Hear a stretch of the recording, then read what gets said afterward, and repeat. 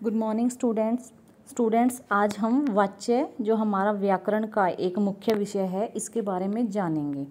तो वाच्य क्या है? वाच्य शब्द का अर्थ होता है बोलने का विषय।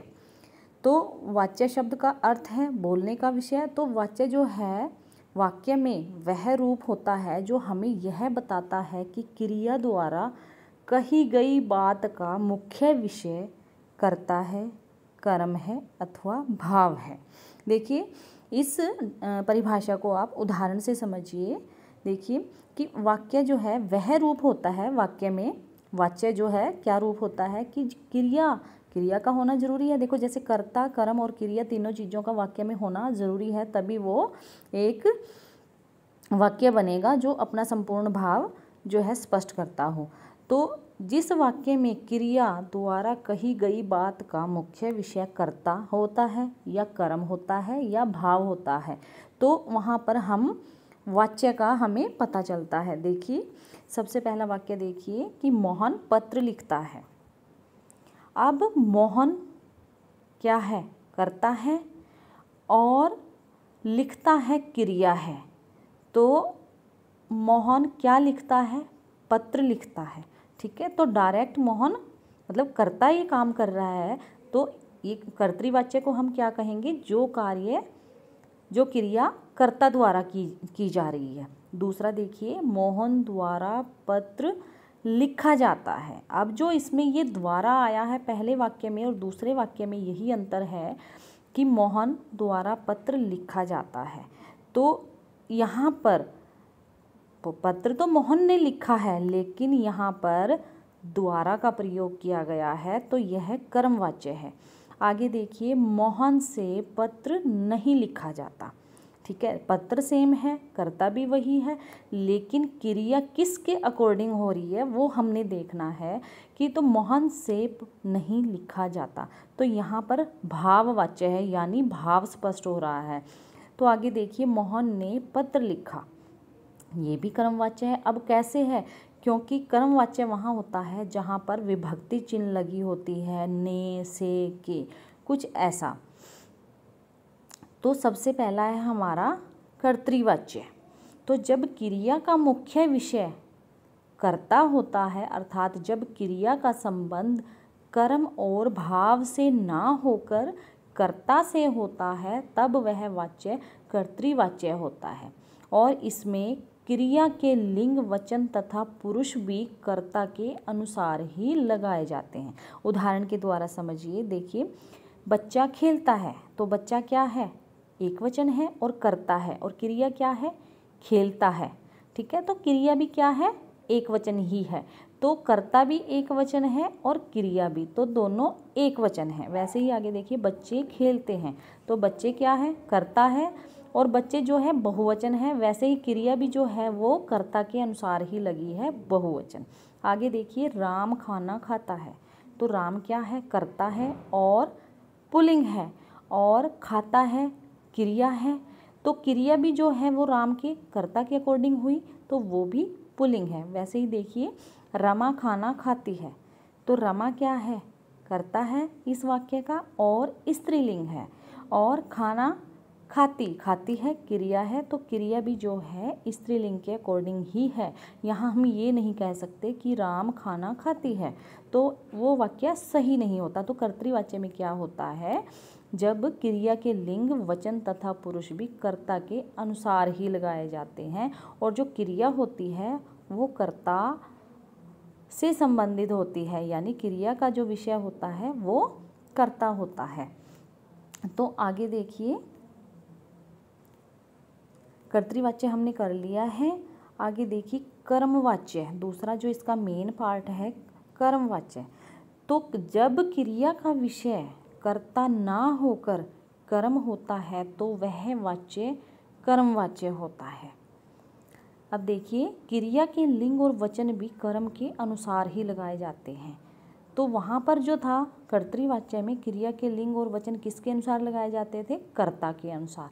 लेकिन कर्मवाच्य में क्रिया का लिंग और वचन कर्म के अनुसार लगाए जाते हैं। देखिए राम से काम किया जाता है।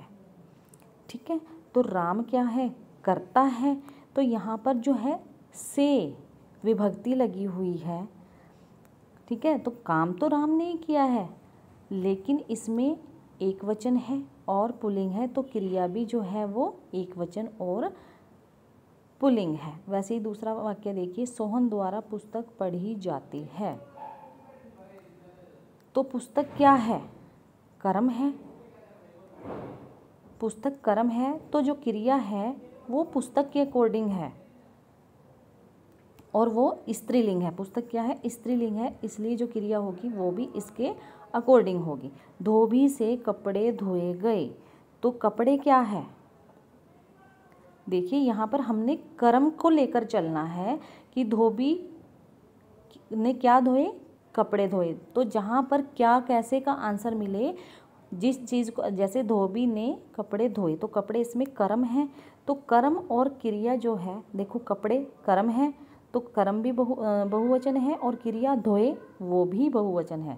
तो इन सभी वाक्यों से स्पष्ट है कि जहाँ क्रिया कर्म के अनुसार होती है वहाँ वाच्य कर्मवाच्य होता है। तो कर्तृवाच्य से कर्मवाच्य बनाने के नियम देखिए।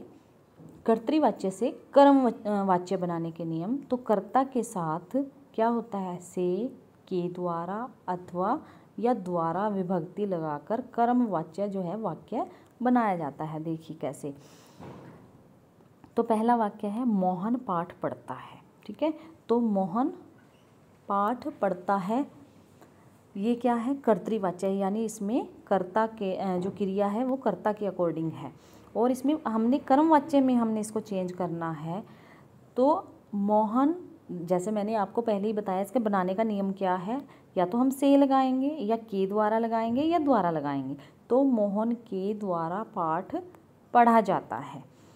तो वैसे ही कर्तृवाच्य से कर्मवाच्य बनाने का दूसरा नियम भी देख लीजिए कि कर्तृवाच्य से कर्मवाच्य बनाते समय क्रिया का रूप परिवर्तन तो होता है, क्रिया का रूप तो परिवर्तन होता ही है, परंतु उसके काल में किसी प्रकार का परिवर्तन नहीं होता। ये नहीं है कि वाक्य जो है वो भूतकाल में है तो उसको हम भविष्य में चेंज कर देंगे, नहीं, काल एज इट इज़ रहेगा।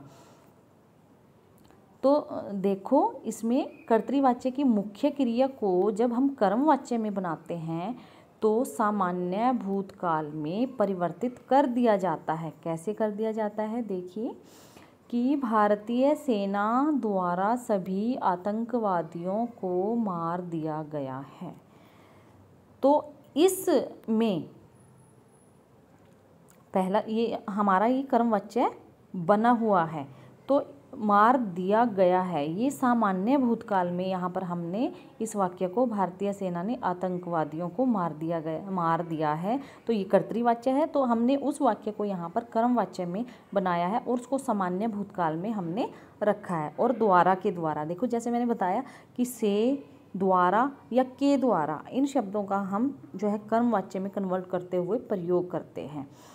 तो कर्तृवाच्य से जो है कर्मवाच्य बनाने का तीसरा नियम जो है वो है, चौथा नियम है, कर्तृवाच्य की मुख्य क्रिया को कर्मवाच्य बनाते समय संयोजी क्रिया जाना क्रिया के उचित रूप का प्रयोग किया जाता। संयोजी क्रिया होती है जाना, आना, खाना, तो क्रिया का जो है उचित रूप का हम प्रयोग करते हैं। अब आगे है भाववाच्य। ये सबसे आसान है कि जब क्रिया का विषय कर्ता और कर्म ना होकर भाव यानी फीलिंग होती है तो वह वाच्य भाववाच्य होता है। यानी क्रिया के लिंग और वचन भी भाव के अनुसार ही लगाया जाता है। यहाँ पर एक ध्यान देने योग्य यह बात है कि भाववाच्य केवल अकर्मक क्रियाओं के साथ ही संभव है, ठीक है। तो भाववाच्य वाक्यों में अकर्मक क्रियाएं होती हैं, यहाँ पर इसकी यह पहचान है। तो भाववाच्य का प्रयोग जो है वो असमर्थता या विवशता प्रकट करने के लिए नहीं के साथ किया जाता है। तो जिन वाक्यों में नहीं से कुछ ऐसा प्रयोग होगा, यानी जहाँ पर असमर्थता या विवशता प्रकट होती है, वहाँ पर भाववाच्य होगा। तो भाववाच्य में देखिए क्या है इसमें, उदाहरण मुझसे चला नहीं जाता, तो यहाँ पर जो है अकर्मक क्रिया है, मुझसे चला नहीं जाता, क्योंकि ये फीलिंग से रिलेटेड है, तो इसमें असमर्थता को प्रकट किया गया है। तो दूसरा देखिए, उससे सोचा भी नहीं जा सकता, तो इसमें भी अकर्मक क्रिया है। ठीक है, तो यहाँ पर जो है असमर्थता जो है प्रकट की गई है। वैसे ही भाववाच्य के वाक्यों में क्या होता है, कर्म नहीं होता है, यानी कि कर्म होगा तो सकर्मक क्रिया होगी, लेकिन भाववाच्य वाक्यों में कर्म नहीं होता, यानी सकर्मक क्रिया नहीं होती, तो भाववाच्य वाक्यों में अकर्मक क्रिया होती है और असमर्थता जो है प्रकट की जाती है। अब कर्तृवाच्य से भाववाच्य बनाने के नियम देखिए कि कर्ता के साथ से अथवा द्वारा विभक्ति लगी होती है, ने, से, द्वारा। ठीक है, तो वैसे हम इसको कर्मवाच्य में जब परिवर्तित कर देते हैं, तो देखिए बालकों से लिखा नहीं जाता। अब यहाँ से का है तो लिखा नहीं जाता, तो यहाँ पर असमर्थता को प्रकट किया गया है। तो कर्तृवाच्य में वाक्य की क्रिया को ही वाक्य का कर्ता बना दिया जाता है, यानी कर्तृवाच्य में वाक्य की क्रिया को ही, भाववाच्य में क्रिया स्वयं प्रधान होती है। देखो कर्तृवाच्य में क्या होती है, क्रिया और जो होती है उसका विषय कौन होता है, कर्ता होता है, लेकिन भाववाच्य में क्रिया जो है वह अपने आप में ही प्रधान होती है। तो देखिए कर्तृवाच्य से भाववाच्य बनाने के नियम कि भाववाच्य वाक्यों में क्रिया सदा, ये देखिए पॉइंट नोट करने योग्य है कि भाववाच्य वाक्यों में क्रिया जो है वो सदा अन्य पुरुष पुल्लिंग तथा एक वचन में रहती है और सहायक क्रिया के रूप में जाना क्रिया के रूपों का प्रयोग होता है, यानी कि जो भाववाच्य वाक्य होते हैं उनमें हमेशा अन्य पुरुष प्रयोग होता है, पुल्लिंग होता है तथा एक वचन होता है। तो कर्तृवाच्य से भाववाच्य बनाने के नियम देखिए, राम से नहीं सोया जाता। ठीक है, तो राम से नहीं सोया जाता, यहाँ पर हमने कर्तृवाच्य होगा राम सोता है। ठीक है, तो हमने उसको भाववाच्य में कन्वर्ट करना है, तो भाववाच्य में आपको पता है कि उसमें पुल्लिंग होगा और एक क्रिया जो है वो एक वचन में रहती है, तो इसमें असमर्थता जो है वो प्रकट की जाती है। तो राम से सोया नहीं जाता, राम लिखता है, राम से लिखा नहीं जाता, या राम नहीं लिख सकता, मतलब जाता है क्रिया हमने एज इट इज रखनी है। तो बच्चों ये थे हमारे वाच्य के तीनों भेद, और हम इन तीनों को एक दूसरे में कन्वर्ट जो है वो हम पूरे अभ्यास के साथ करेंगे। Thank you, have a nice day.